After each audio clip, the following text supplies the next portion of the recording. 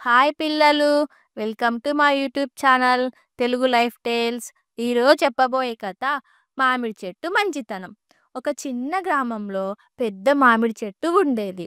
అది ఎండాకాలంలో ఊరి పిల్లలకి చల్లని నీడనిచ్చేది. చెట్టు కింద కూర్చొని పిల్లలు ఆటలాడుకునేవారు. ఒక చిన్న పిల్లవాడు రవి ప్రతిరోజు చెట్టుతో మాట్లాడేవాడు. ఓ మామిడి చెట్టు, నీకు ఎప్పుడు ఎండ వల్ల నీ ఆకులు ఎండిపోకుండా ఉండాలని ప్రేమగా అంటునేవాడు. ఒకరోజు రవి ఆ చెట్టు దగ్గరికి వెళ్ళి, నాకు మామిడి పండ్లు కావాలి, ఇవాళ మా అమ్మకి పచ్చడి చేయమని అడిగాను అని అంటాడు. మామిడి చెట్టు సంతోషంగా తల ఊపినట్టు అనిపించింది. కొద్ది క్షణాల్లోనే గాలిలో కొన్ని మామిడి పండ్లు కింద పడ్డాయి. రవి ఆనందంగా తీసుకుని ఇంటికి వెళ్ళిపోయాడు. ఏళ్ల తడబడి ఆ మామిడి చెట్టు గ్రామానికి గొప్ప ప్రయోజనం చేసింది. ఎండినప్పుడు నీడనిచ్చింది, ఆకలిగా ఉన్నవారికి పండ్లనిచ్చింది, పిల్లలకి ఆట స్థలంగా మారిపోయింది.